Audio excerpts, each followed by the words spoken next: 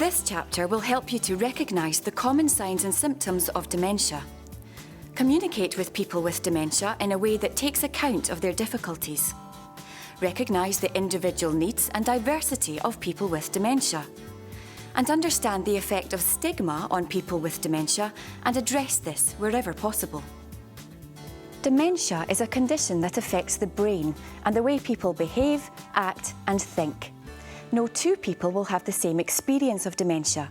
It will not progress at the same rate or have the same impact.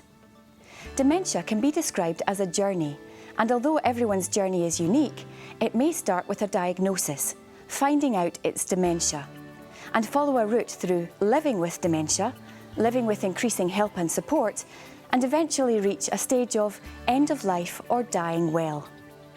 Dementia is a condition that affects the brain. Brain cells die at a faster rate than normal, and this creates a number of challenges for daily living. People with dementia can begin to find normal activities more difficult. They can, however, expect to have a good quality of life, to retain their relationships and interests, and to feel good about themselves and the people closest to them. We all have a role in contributing to that quality of life, and being able to recognise some of the ways dementia can affect people will help us to be sensitive and responsive in the way we work with people with dementia. There are a number of common signs and symptoms which you may recognise as you meet people in your work or home life. People with dementia may have problems remembering a range of things, from the day of the week to where they are or what they've said. They can repeat things and even get lost. Visiting unfamiliar places can be challenging, particularly if they are noisy or busy. People with dementia need to be allowed time to think and to process information. They also need to feel our understanding and our support. People with dementia can feel confused, uncertain, anxious and distressed as a result of their symptoms. Their families and carers might feel bewildered and afraid, or sad and overwhelmed. They too need our support. Gradually, people with dementia may lose the ability to do everyday things such as budget, cook or play games. Doing things in the right order or following normal patterns can start to be a challenge, and this may have an impact on activities such as caring for their appearance. People with dementia may stop doing things they've enjoyed, things that have been part of their daily routine. With support and encouragement, many interests and activities can be continued for much longer and continue to provide satisfaction and a sense of achievement. We take communication for granted. We think nothing of finding the right words to use as we do things like write messages or speak to friends, family and colleagues. For a person with dementia, there may be difficulty in finding words as language starts to need more thought and effort. If we use jargon, we're likely to alienate and confuse the very people we want to support. Keeping sentences short and using everyday words will help us to keep connected. Following up verbal information with written or visual material will also help us to understand each other. A smile, a gesture or touch can also convey encouragement and connection. Dementia is progressive, and the person will gradually become less and less able. This usually happens very slowly. Little by little, the person will need more help.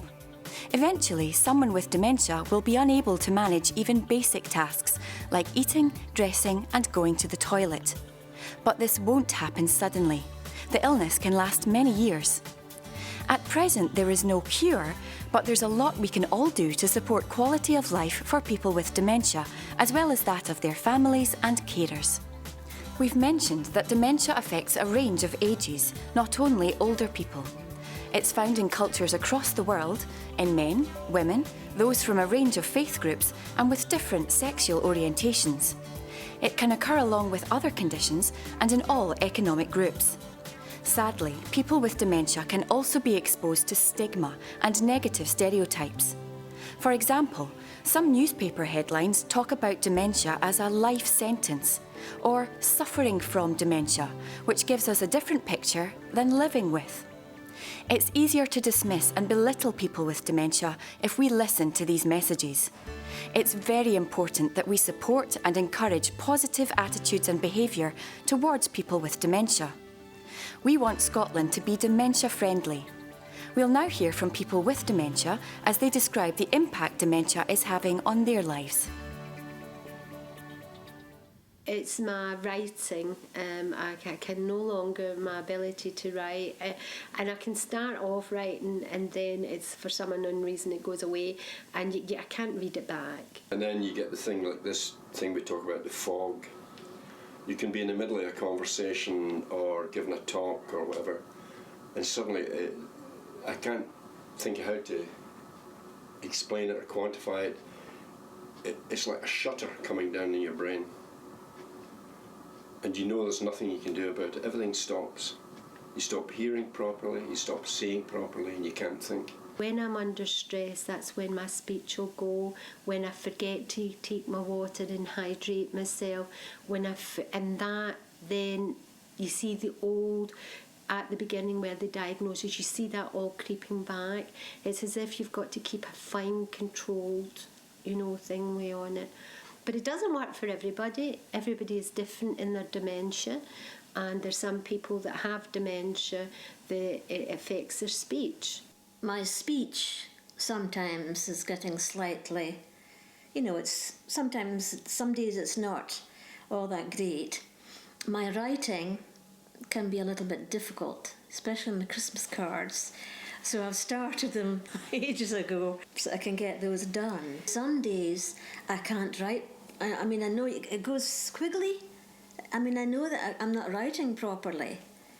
And I've just got to stop and start again. And I'm okay, maybe in a day's time. You've just got to react accordingly. So that's the only way I can do it, Exploring the experiences of people with dementia shows us ways to provide the best possible care and support.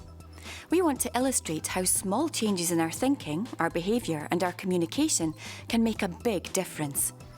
An appointment at our doctor's surgery is something we're all familiar with, and yet the quality of that experience can have significant consequences for people with dementia. This was George's experience.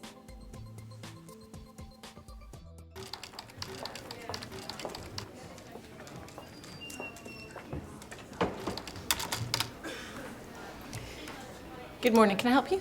I've come to see the doctor. What's your name, please? George MacDonald. Can't see your name on the list for today. Which doctor is the appointment with? Is it your own doctor? What time is the appointment? And is it with your own doctor?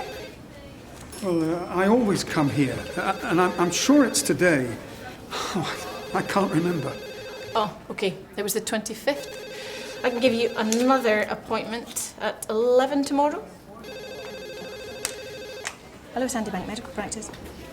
Yes, thanks for that, that's fine.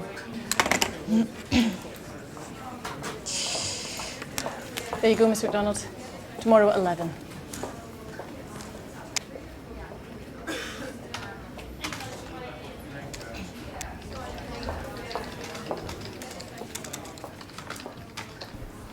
Good morning, how can I help? No, that man lives just round the corner from here. They say he's got dementia. He can't be that old. He's younger than me. I'm sure he's just in his 50s. It's very sad. No one in this scenario is trying to make life difficult for George, but the outcome for him is confusion and distress. How would you feel coming into this situation?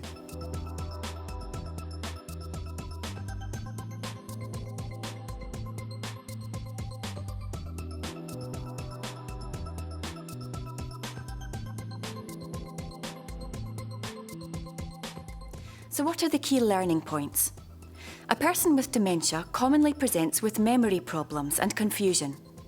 Communication must take into account the person and their needs. It's important that we don't assume that dementia only affects older people. In fact, early onset dementia is not uncommon. There's also growing evidence of people with learning disability developing dementia at a younger age as they are living longer. Stigma can be associated with people with dementia, and it can take a variety of forms. How else could this have been handled to make sure that George feels respected and valued? Here's one option.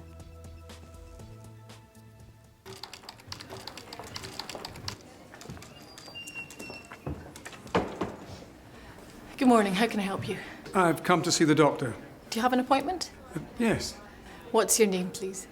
George MacDonald.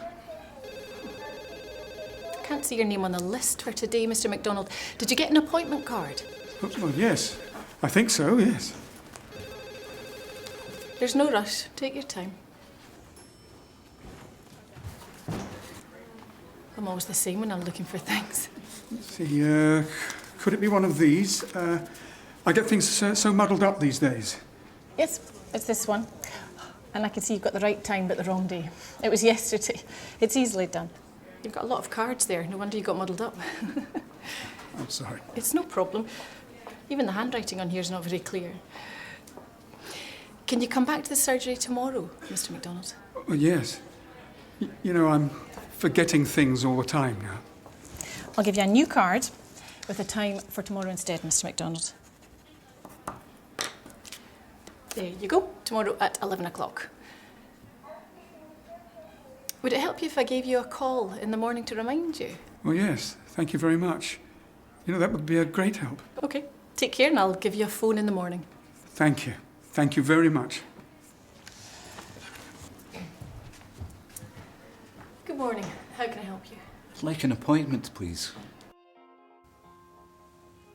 The second scenario demonstrates how small changes can make a big difference. So what are the key learning points? Recognising the person and responding respectfully can change the experience for people with dementia. Good communication is critical. It's important to speak clearly and simply, present one question at a time, and allow time for responses. By doing this, we can support a sense of working together. We can all contribute to finding feasible and creative solutions to the difficulties encountered by people with dementia. In this chapter, we've looked at some important effects of dementia on memory and communication. Chapter 3 will look at how dementia can affect feelings and behaviour.